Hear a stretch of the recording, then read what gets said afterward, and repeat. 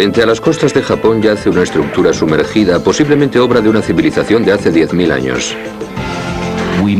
Podemos estar al borde de leer por primera vez un capítulo perdido de la historia de la humanidad. Pero ¿de verdad fue un monumento construido por el ingenio humano o pudo ser formado por la naturaleza? El que parezca algo histórico no significa que lo sea. Las pirámides secretas de Japón.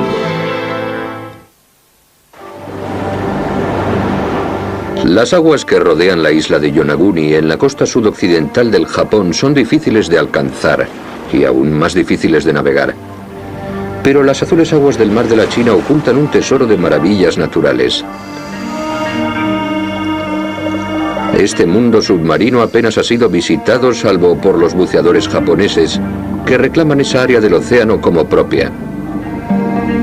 En 1987, el profesor de buceo Kiichiro Aratake se dispuso a buscar el modo de atraer a más buzos a Yonaguni. La naturaleza me asombra. Veo cómo cambian los peces y otros muchos seres vivos a diario. Y nos pusimos a explorar lugares hacia los que pudiéramos atraer a los turistas. Kiichiro Aratake buscaba las zonas de reproducción de los peces martillo muy abundantes en este mar. Pensaba que si daba a los buzos la oportunidad de ver de cerca a estas criaturas, conseguiría su objetivo. Pero en lugar de eso, Aratake descubrió algo único, más espectacular de lo que él mismo podía imaginar. Cuando lo vi por primera vez, se me puso la piel de gallina y me sentí muy raro. Me pregunté por qué existiría algo así bajo el agua. Aratake descubrió unos megalitos de piedra que parecían restos de un antiguo templo. Cuando lo vi por primera vez, desde luego me parecieron unas ruinas. Así que bauticé el lugar como Cabo Iseki, el Cabo de las Ruinas. El Cabo Iseki está cubierto por 25 metros de agua, a menos de 1 kilómetro de la costa de la isla de Yonaguni. Yonaguni forma parte del archipiélago japonés de Ryukyu y es el terreno más occidental del país, separado de Taiwán por unos 150 kilómetros de agua salada. La islita de Yonaguni mide unos 10 kilómetros de largo por 3 de ancho y su perímetro se puede recorrer en coche en menos de 40 minutos. Pero Aratake espera compensar el pequeño tamaño de la isla con lo que considera un descubrimiento de gran importancia histórica. Cuando lo vi por primera vez, me recordó mucho a las pirámides y me dio la impresión de estar en Egipto. Es un gran misterio que exista algo tan grande junto a una isla tan pequeña. Masaaki Kimura es profesor de física en la Universidad de Ryukyu en Okinawa. En 1992 fue el primer científico que exploró y midió este conjunto submarino.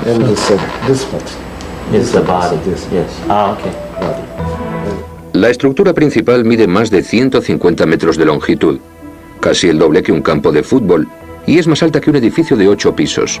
Para Kimura y su equipo, aquello es algo más que una colección de piedras.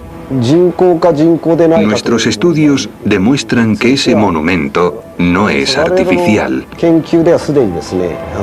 pero fue hecho por el hombre. Pero los estudios de Kimura, publicados en japonés y extendidos solo entre su propia comunidad académica, no llegaron a Occidente.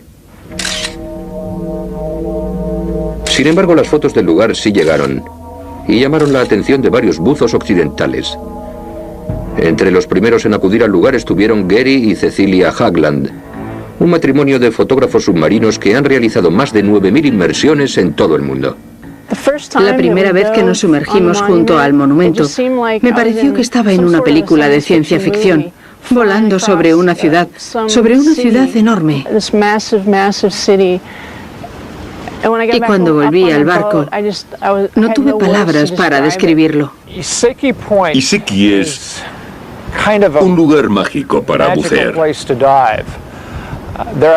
Hay momentos en que, a causa de las dificultades, es muy peligroso.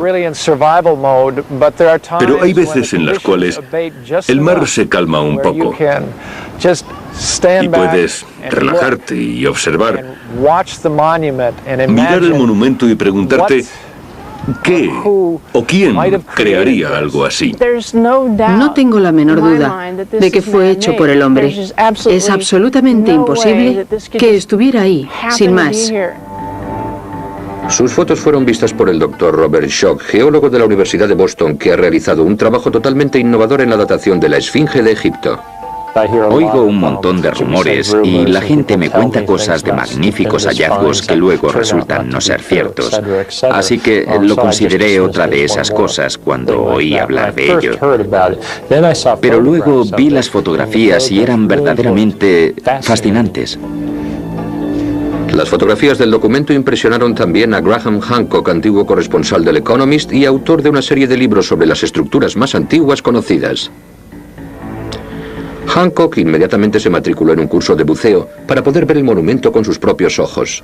Mi primera impresión, cuando vi por primera vez la estructura principal de Yonaguni, fue de asombro. Ver los bordes de las piedras definidos, casi en ángulo recto.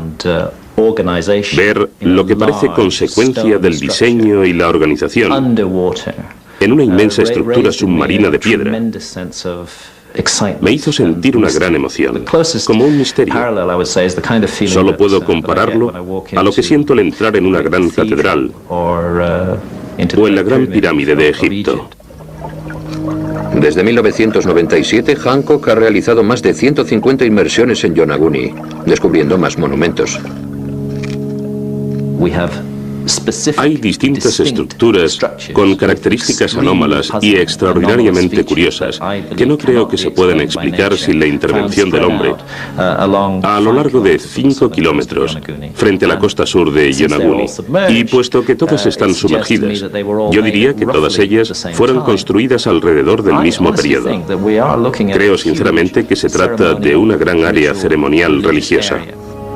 Pero el hecho de que el monumento de Yonaguni se halle bajo el mar presenta un problema extraordinariamente complejo.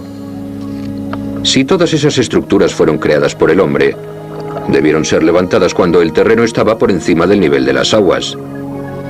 Y según las estimaciones de Kimura, eso no ha ocurrido desde la última glaciación, durante la cual el nivel del mar descendió enormemente, pues gran parte del agua del planeta se hallaba congelada en los inmensos casquetes polares. Eso significaría que el monumento de Yonaguni debió construirse sobre el 8º milenio antes de Cristo, precediendo en más de 5.000 años a las pirámides de Egipto. El monumento podría tener 10.000 años de antigüedad o más, lo que lo convertiría en la estructura más antigua del mundo. Pero la datación del monumento de Yonaguni no se ajusta a las convicciones de los arqueólogos más importantes del mundo. La construcción de una estructura tan grande como esta requeriría un nivel de organización y planificación social que los historiadores no están dispuestos a aceptar que existiera hace 10.000 años. Por tanto, si se hallan pruebas de que estas estructuras fueron hechas por el hombre y que tienen una antigüedad de 10.000 años, eso obligaría a revisar la historia. Según nuestros conocimientos, las islas suroccidentales no poseen historia antigua.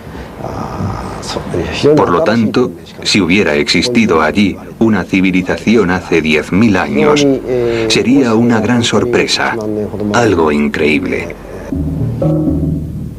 Según los expertos, en el 8º milenio antes de Cristo el hombre era cazador y recolector. Nómada, vivía en clanes y solamente usaba rudimentarias herramientas de piedra. Desde luego, esa no parece la clase de sociedad capaz de haber creado el monumento de Yonaguni. Las condiciones para la existencia de lo que nosotros llamamos civilización o civilización sofisticada comenzaron a darse en Mesopotamia y Egipto hacia el 3er milenio antes de Cristo. John Anthony West ha escrito numerosos libros que tratan de los monumentos de las primeras civilizaciones. Pero cree, al igual que Hancock, que en nuestro planeta hay amplias evidencias de que durante las glaciaciones pudo existir una sofisticada civilización. Una civilización descrita en las historias orales de otras culturas durante milenios. Es muy importante recordar que hay numerosas leyendas que hablan de una civilización perdida, destruida por una inundación. Pero hasta que se descubrió el monumento de Yonaguni no había ninguna prueba de esos mitos ancestrales. No había ninguna evidencia conocida de estructuras megalíticas ni de edificios monumentales, ni siquiera en el tercer milenio antes de Cristo. Y si son del sexto u octavo milenio antes de Cristo, es incluso más increíble. Con los años, cuanto más tiempo he pasado en Yonaguni, más me he convencido de que aquello es obra del ser humano y de que el misterio que debemos desvelar no es si fue hecho por el hombre, sino por quién es, cuándo y para qué se construyó.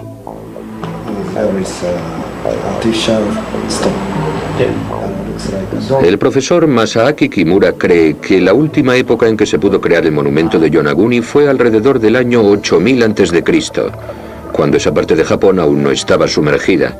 Pero si sus datos son correctos y el monumento fue hecho por el hombre, ¿quiénes lo levantaron? Para hallar la respuesta tendremos que estudiar las leyendas. En el año 360 a.C., el filósofo griego Platón describe por escrito por primera vez lo que hasta entonces no era más que un mito oral en Occidente. Se trata de la leyenda de la Atlántida, una civilización muy avanzada tecnológicamente que había florecido hacia el 10º milenio antes de Cristo. Pero esa visión de una gran civilización prehistórica no es exclusiva de Platón. En todos los continentes existen leyendas similares a esta. Y en Asia y el Pacífico Sur hay numerosos textos antiguos que cuentan una historia asombrosamente similar. Es esa idea tan extendida lo que lleva a ciertos hombres a explorar la posibilidad de que dicha civilización pudiera haber existido y no fuera solo una ficción. En mi opinión, es concebible que hayan existido antiguas civilizaciones relativamente sofisticadas que aún desconozcamos y que se extinguieran o se derrumbaran antes de existir las primeras civilizaciones que conocemos hacia el 3500 a.C. Los escritos chinos más antiguos describen un lugar llamado Penya, una isla situada al este y habitada por seres humanos capaces de volar y que poseían una poción que les daba la vida eterna. Los habitantes de la isla de Pascua se creen descendientes de un reino de dioses al que llaman Jiva. Un antiguo cántico hawaiano narra la llegada de una raza mágica venida de una isla flotante situada al oeste y llamada Mu. El monumento de Yonaguni podría ser una prueba palpable de la existencia del continente Mu. Yonaguni podría tener algo que ver con eso. Yo estoy seguro de que deberíamos estudiarlo al menos para ver si pertenece a una, como quieran llamarlo, protocultura o protocivilización de la que todos descendemos. Ya se llame Mu, Penya o Atlántida, todos esos lugares legendarios tienen algo en común. Que la gran civilización de la que hablan fue destruida por una gran inundación. Hay más de 600 mitos que hablan de inundaciones en todo el mundo. Creemos que las leyendas de la gran inundación y la catástrofe deberían tomarse en serio y estudiarse a causa de su universalidad. De nuevo, las evidencias físicas halladas se ajustan a la leyenda. Si el monumento de Yonaguni fue creado en tierra firme durante una glaciación, es posible que fuera destruido con el deshielo de los casquetes polares. El hielo se mantuvo congelado durante más de 100.000 años y de repente, hace unos 17.000 años, empezó a derretirse. Y aunque el deshielo duró 8.000 años, hubo 3 grandes inundaciones a lo largo de ese tiempo. Y a la gente que viviera cerca de la costa la pillaría por sorpresa. Hubo una ocasión en que el nivel del mar subió casi 30 metros prácticamente de un día para otro en términos geológicos. Pero según las leyendas, cuando aquella inundación sumergió la isla, hubo supervivientes. Y fueron ellos los que emigraron del lugar, los que extendieron su leyenda y los conocimientos de su civilización por todo el mundo.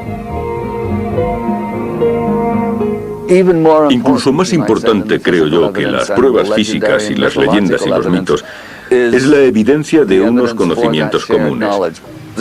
La universalidad de las pirámides y la universalidad de los sistemas matemáticos y numéricos es para mí una prueba de la existencia de una civilización anterior. Los investigadores como John Anthony West creen que el que las grandes civilizaciones que nacieron más de 7000 años después construyeran estructuras similares no es una coincidencia. A pesar de que las pirámides de Egipto y los templos de Angkor Wat en Camboya estén a miles de kilómetros de distancia. Además, muchas de esas estructuras poseen una asombrosa similitud con el monumento de Yonaguni. En Okinawa se halla el castillo de Nakagusuku, un edificio ceremonial construido en el primer milenio antes de Cristo. En la isla de Pohnpei, en la Micronesia, hay un conjunto de antiguas ruinas conocidas por el nombre de Nan Modal. Pero tal vez el edificio más curioso sea el Templo del Sol hallado en Trujillo, Perú. Un templo pre-inca de terrazas irregulares levantado al otro lado del océano de Yonaguni.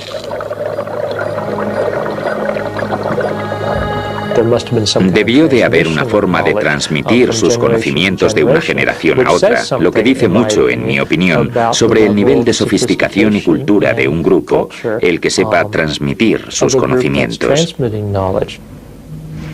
Pero además de tener forma arquitectónica parecida, muchas de estas estructuras poseían una función similar. Es un hecho que muchas de las estructuras megalíticas antiguas, ya sea Stonehenge en Inglaterra o los templos megalíticos de Malta, no solo constan de grandes rocas cortadas y talladas por el ser humano, sino que están organizadas y orientadas según una relación solar o astronómica.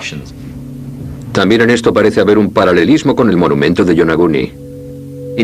Se da el caso de que hace 9 o 10.000 años, cuando Yonaguni se hallaba posiblemente en tierra firme, la isla de Yonaguni se encontraba exactamente en lo que era entonces el Trópico de Cáncer, en el antiguo Trópico de Cáncer, lo que era una situación con un gran significado astronómico. El pueblo que construyó ese monumento pudo emplearlo como brújula o podía tener un significado astronómico. Cerca del monumento hay una piedra a la que llamamos la Piedra del Sol. No sé si lo usarían como reloj o con algún propósito religioso, pero la piedra está orientada en sentido norte-sur. ¿Es posible que el monumento de Yonaguni sea la causa de la leyenda de la Atlántida? ¿De tantos mitos de inundaciones y de los antiguos conocimientos comunes? ¿O es simplemente un conjunto de rocas y de coincidencias? La comunidad científica se inclina a creer lo último. Los arqueólogos y los historiadores se consideran, y con razón, los especialistas en las culturas antiguas. Les gusta creer que conocen perfectamente nuestro pasado.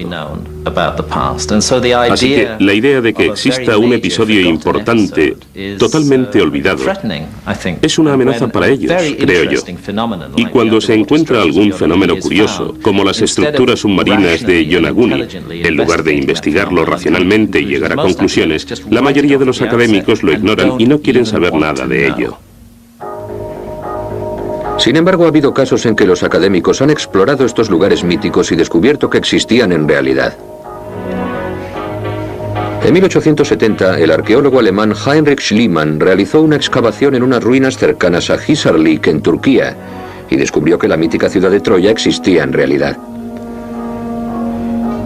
Recientemente, en 1992, el radar del Challenger ayudó a descubrir la legendaria ciudad de Ubar, que, según las historias islámicas, había sido destruida por Dios y tragada por el desierto.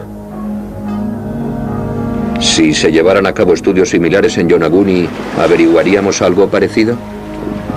La arqueología es actualmente una ciencia muy limitada, porque centra su atención exclusivamente en las cosas halladas en la superficie seca de la Tierra. Tenemos que estudiar las áreas donde pudieron vivir seres humanos antes de la gran inundación. En mi opinión, el monumento de Yonaguni nos dice y claramente que puede haber parte de restos humanos, de restos de civilizaciones humanas ocultas, que no conozcamos porque se hallan bajo las aguas. Yonaguni no es el primer monumento sumergido que parece estar relacionado con la civilización perdida de las leyendas. En la década de los 60, unos aficionados a la arqueología bautizaron esta formación rocosa con el nombre de Carretera de Bimini, pensando que era un camino artificial hasta la Atlántida. Los geólogos insistieron en que no eran más que unas rocas quebradas. Y en los años 80, unos buzos rusos afirmaron haber descubierto unas estructuras de proporciones gigantescas frente a las Azores, en medio del Atlántico, pero nunca se han visto fotografías de dicha expedición. ¿Será Yonaguni otra carretera de Bimini o es una antigüedad real? En 1997, el doctor Robert Schoch llegó a la isla de Yonaguni. Fue el primer académico occidental que se sumergió para estudiar el monumento, tal vez porque se enorgullece de estudiar todo tipo de fenómenos, incluso los no aceptados por sus colegas. Considero que tengo un pasado muy tradicional. Soy doctor en geología y geofísica por Yale y he realizado muchos trabajos académicos tradicionales. Pero en 1989 o 1990 empecé a estudiar la Gran Esfinge de Egipto. Los científicos habían datado la construcción de la Esfinge hacia el año 2500 a.C., pero yo, estudiando las pautas de la erosión en las rocas, la naturaleza del clima, haciendo sofisticados estudios sísmicos y demás, llegué a la conclusión de que la parte más antigua de la Esfinge data del año 5000 a.C., así que estaba acostumbrado a ver las cosas desde un punto de vista poco convencional. Ciertas personas hablan de mí halagándome como un científico de mente abierta, y yo creo que eso es positivo. Así que yo no iba a ir allí mostrando un escepticismo dogmático, pensando que aquello era imposible. Estaba abierto a la posibilidad de que en Japón hubiera existido una civilización muy antigua. Sin embargo, casi inmediatamente el doctor Schoch notó algo que vaticinaría otros descubrimientos. Me acerqué a la costa y se veía perfectamente cómo las olas rompían las rocas, formando una especie de escalones. En su primera inmersión, el doctor Schoch fue acompañado al monumento por Kiyachiro Aratake, su descubridor. También iban con ellos los escritores John Anthony West y Graham Hancock. Al acercarse al lugar atravesando un estrecho pasillo, cada uno de ellos sintió algo distinto. A cada lado del pasillo se veían dos filas de megalitos, unos encima de los otros. Y las uniones de los megalitos estaban exactamente al mismo nivel en ambos lados del pasillo, y los bloques horizontales tenían la misma forma que los de Stonehenge. Lo que yo vi fueron rocas que parecían haberse derrumbado de forma natural. En algunos casos, las rocas más duras se habían deslizado sobre las más blandas hasta derrumbarse unas sobre otras, formando una especie de muro. Al salir del pasillo, lo primero que se ve del monumento son dos megalitos denominados las Torres Gemelas. Este es uno de los muchos factores que me convencen de que se trata de una estructura artificial, porque me resulta muy difícil imaginar cómo puede la naturaleza haber colocado esos dos bloques megalíticos de forma regular, el uno junto al otro, a 10 centímetros de distancia. Yo he visto muchas fracturas naturales verticales, y entonces empecé a entender que esa hermosa estructura, asombrosamente regular, podía ser el resultado de un proceso natural. Schoch descubrió que dichos procesos naturales seguían trabajando en la actualidad. Tal como está formado el lecho, las capas de roca, las piedras se quiebran en horizontal. Y si esto se combina con fracturas verticales, la erosión hace de ellas unas estructuras en forma escalonada. Hay cortes que parecen absolutamente perfectos, tanto horizontales como verticales. Pero cuando te acercas al borde, ves que las rocas no han sido cortadas, sino movidas de las líneas de falla naturales para producir esas extraordinarias formaciones. Sin embargo, el profesor Kimura, basándose en sus propias inmersiones, cuestiona la teoría de la erosión natural. Junto al monumento no hay rocas. Si eso fuese una creación natural, habría grandes rocas caídas del monumento reunidas junto a su base. En el punto donde está situado el monumento de Yonaguni, las corrientes son increíblemente fuertes y la marea es capaz de partir la roca y de arrastrar trozos de ella, de llevárselas sin más. La naturaleza es capaz de formar estructuras magníficas. Eso no significa que sea artificial. Según Schoch, los ángulos rectos visibles en las fotografías son muy engañosos. Pero ¿puede la naturaleza formar estos ángulos que convencen por sí solos a algunas personas de la artificialidad del monumento? La roca no se ve porque está cubierta de corales, esponjas y algas. Y todas esas cosas, según lo que yo he visto, homogeneizan la superficie. Es como tener una superficie áspera y enfoscarla con cemento. En este caso, con cemento natural, formado por bioorganismos. Eso hace que parezca más artificial, más regular. Pero hay zonas en la superficie del monumento que, según Kimura, no parecen causadas por la erosión ni han sido alisadas por los organismos biológicos. Hay 3 agujeros de unos 70 centímetros de diámetro, alineados. Esas cosas se forman naturalmente cuando hay una piedra más dura, digamos, encastrada en la roca blanda, y la fuerza del agua la arranca. Entonces se forma un agujero totalmente redondo. 2 de esos agujeros son redondos, pero el tercero es hexagonal, y esa forma no se puede haber formado naturalmente. Creo que es posible que ese agujero se hiciera para sujetar una columna. Hallamos un ángulo recto interior excavado en la roca. Los ángulos externos se podría decir que han sido causados por la erosión, por las olas. Pero el hallar un agujero en ángulo recto en un lugar protegido resulta muy curioso. Para Schoch, ese agujero también tiene una causa natural.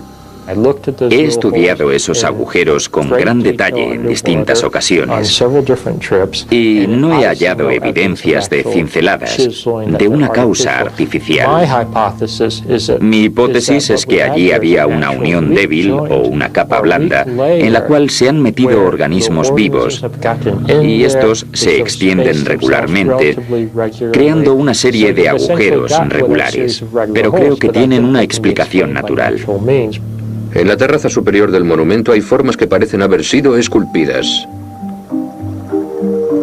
Para mí eso es, y no quiero ser despectivo, como mirar las nubes y ver formas en ellas. Si estudiara solo una parte del monumento de Yonaguni, podrían convencerme de que había sido formado por la naturaleza. Pero tal combinación de formas distintas en una misma zona hace para mí que sea extremadamente poco probable que hayan sido formadas naturalmente.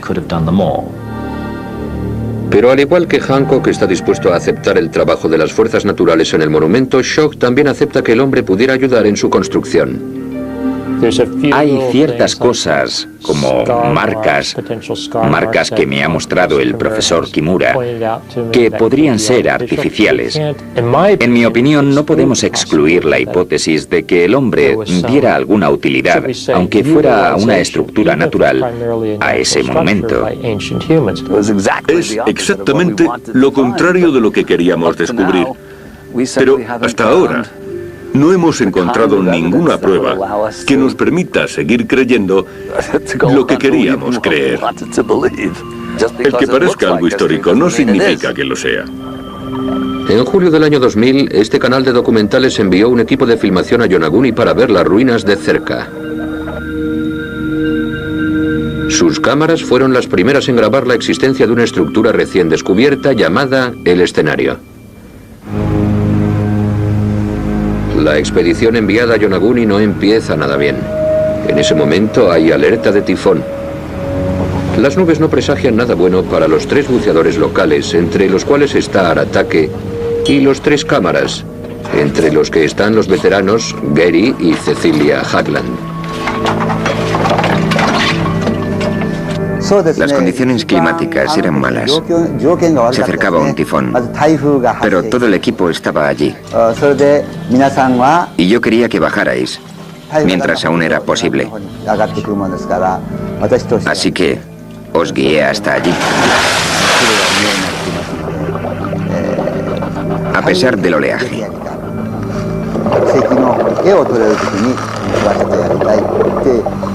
Pensamos que no podríamos sumergirnos ningún otro día basándonos en los pronósticos meteorológicos.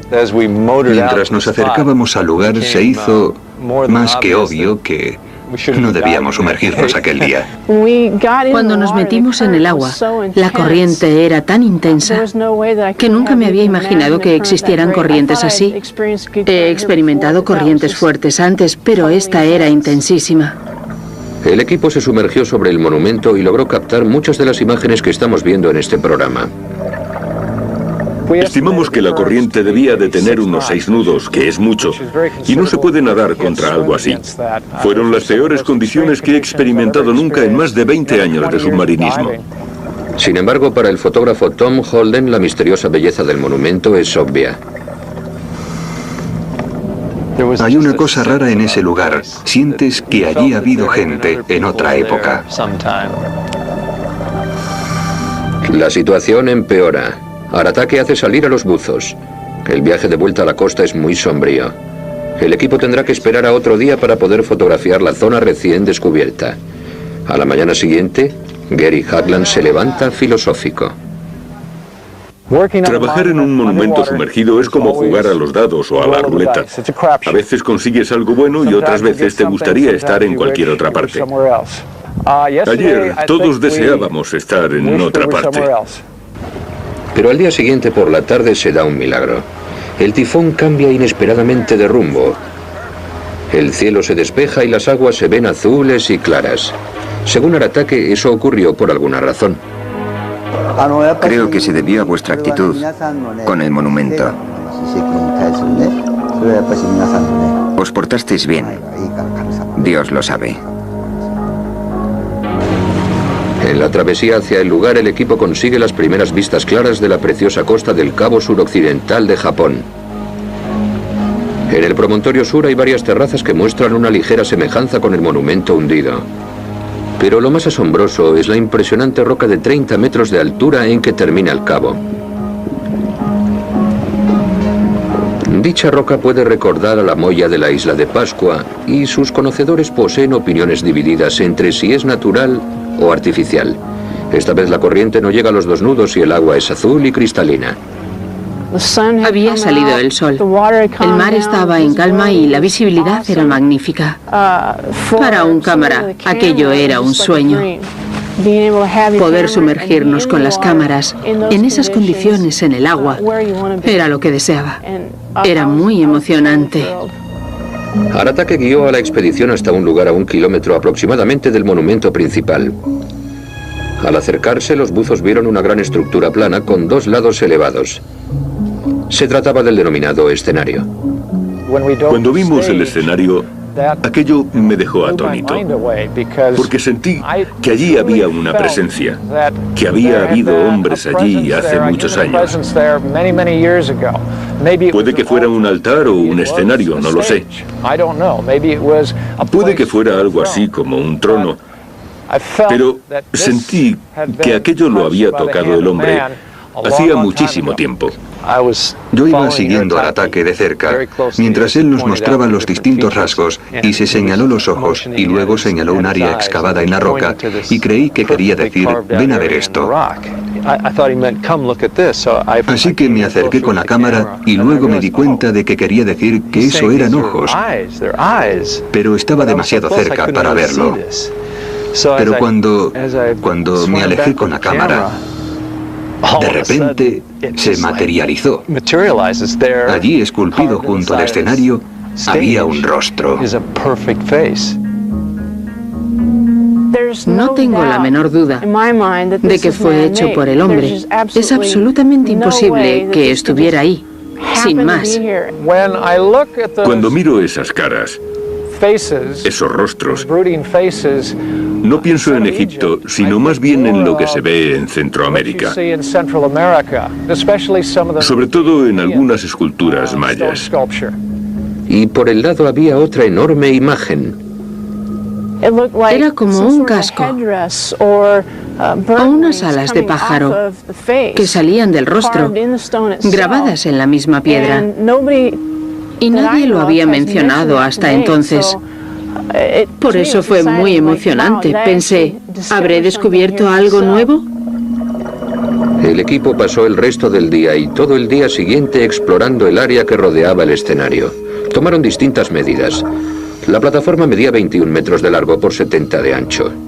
Además, fotografiaron una piedra solitaria que parecía haber sido colocada sobre una gran tarima. Y Aratake descubrió lo que podría ser una escultura de una tortuga.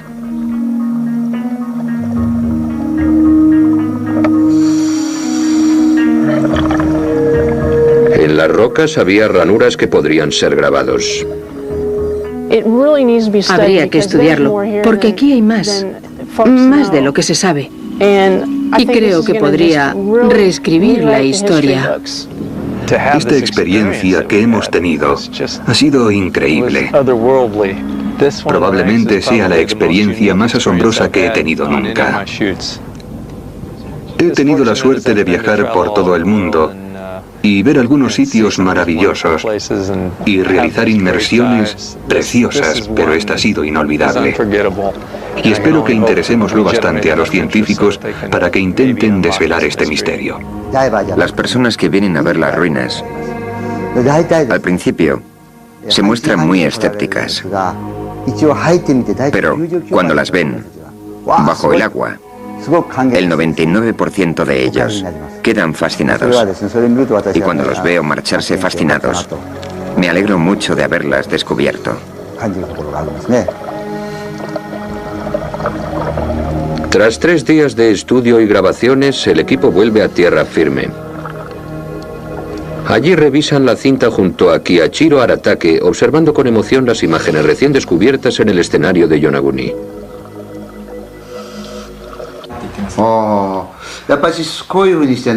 Al doctor Kimura le interesa tener todo tipo de datos, procedentes de cualquier persona.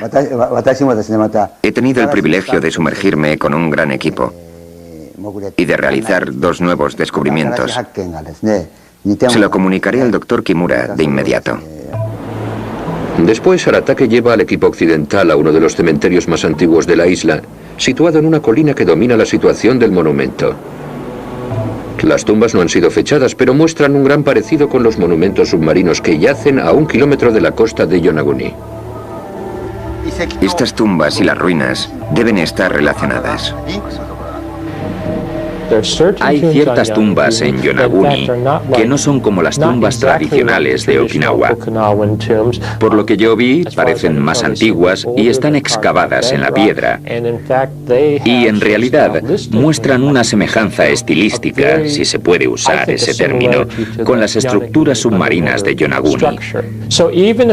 Por lo que creo que aunque el monumento de Yonaguni sea totalmente natural, es razonable asumir que pudo ser utilizado, visitado y admirado por una antigua civilización que existió allí y que lo imitó al construir esas tumbas. ¿Es el monumento de Yonaguni una formación rocosa natural que sirvió de inspiración a los antiguos habitantes de la isla? ¿O se trata de la estructura artificial más antigua del mundo, obra de una legendaria civilización prehistórica? En la actualidad no podemos hacer más que especulaciones. Para conocer la verdadera importancia de dicho monumento habría que llevar a cabo un estudio completo por parte de científicos especializados, pero hasta el momento no se ha planeado ninguno. El que no se tenga en cuenta un fenómeno como una serie de estructuras anómalas sumergidas frente a las costas de una isla japonesa, y el hecho de que pocos académicos se hayan molestado en dedicarle siquiera un minuto de su tiempo a dicho fenómeno, es para mí un enorme fracaso de la ciencia actual. En Japón solo hay unos cuantos arqueólogos que se hayan sumergido para estudiar el monumento.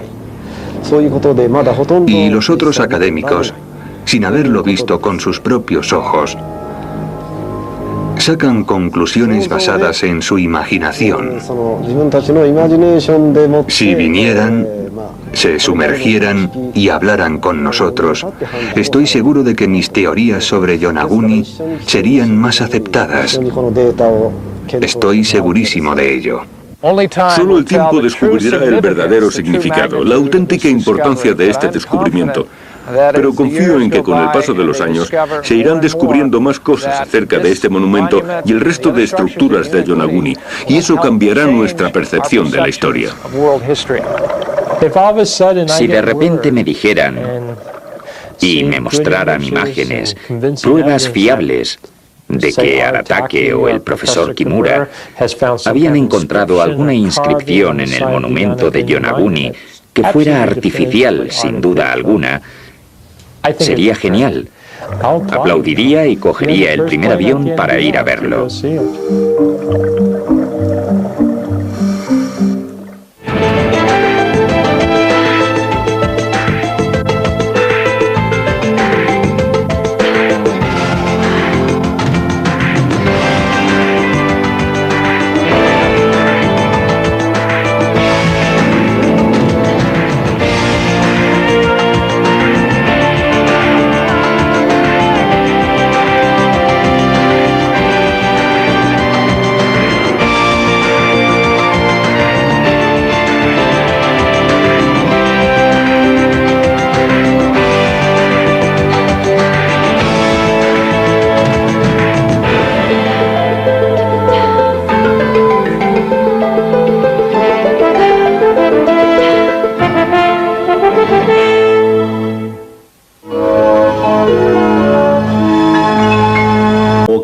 Ver lo que parece consecuencia del diseño y la organización en una inmensa estructura submarina de piedra me hizo sentir una gran emoción, como un misterio.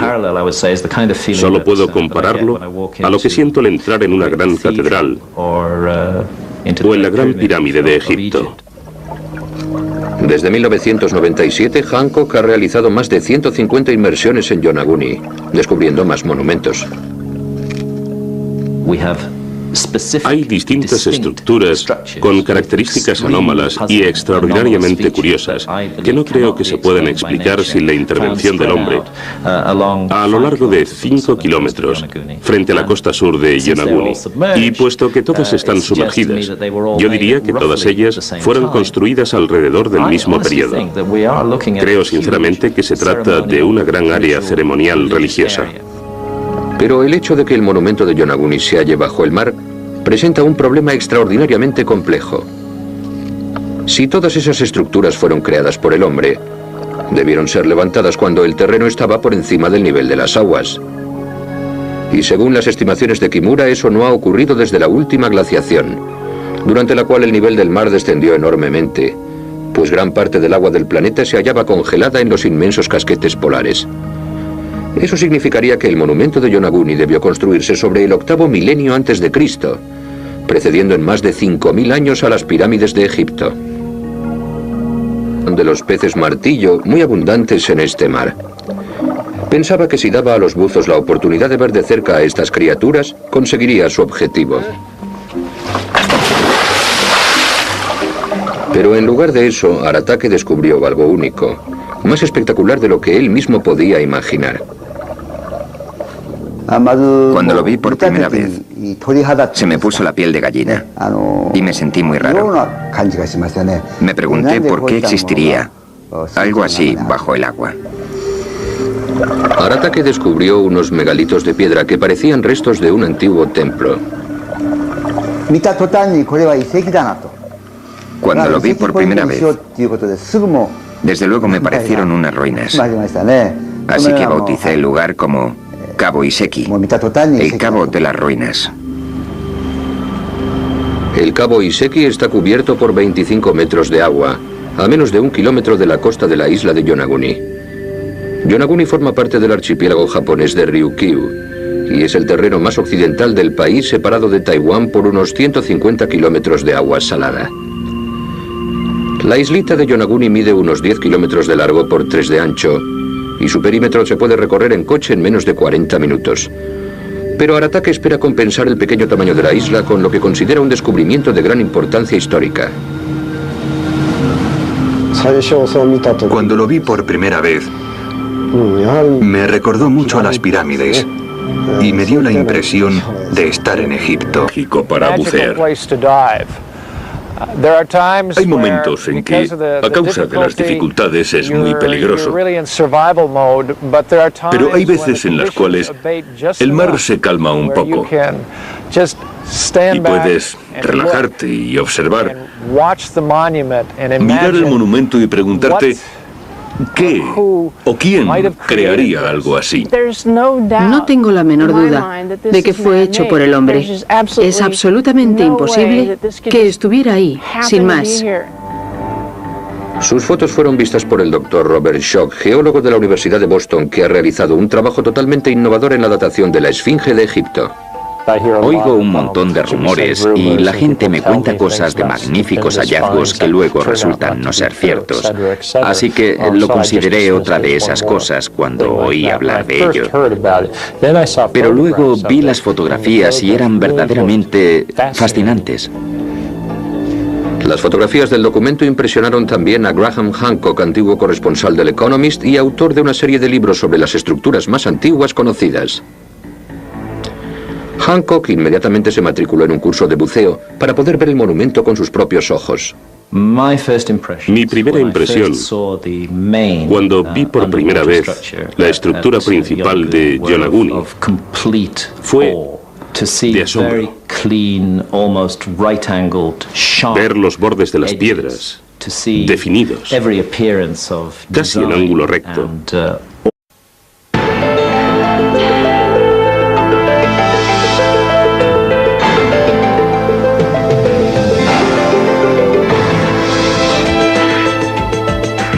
Frente a las costas de Japón yace una estructura sumergida, posiblemente obra de una civilización de hace 10.000 años. Podemos estar al borde de leer por primera vez un capítulo perdido de la historia de la humanidad. Pero ¿de verdad fue un monumento construido por el ingenio humano o pudo ser formado por la naturaleza? El que parezca algo histórico no significa que lo sea.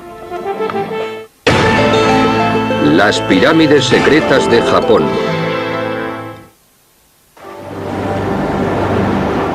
Las aguas que rodean la isla de Yonaguni en la costa sudoccidental del Japón son difíciles de alcanzar y aún más difíciles de navegar. Pero las azules aguas del mar de la China ocultan un tesoro de maravillas naturales. Este mundo submarino apenas ha sido visitado salvo por los buceadores japoneses que reclaman esa área del océano como propia. En 1987, el profesor de buceo Kiichiro Aratake se dispuso a buscar el modo de atraer a más buzos a Yonaguni. La naturaleza me asombra. Veo cómo cambian los peces y otros muchos seres vivos a diario.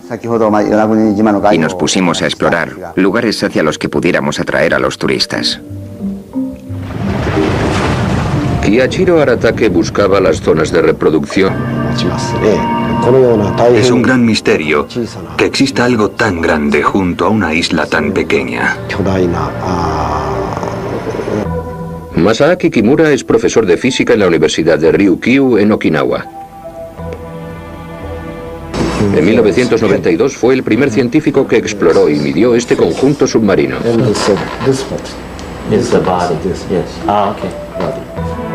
La estructura principal mide más de 150 metros de longitud, casi el doble que un campo de fútbol, y es más alta que un edificio de 8 pisos.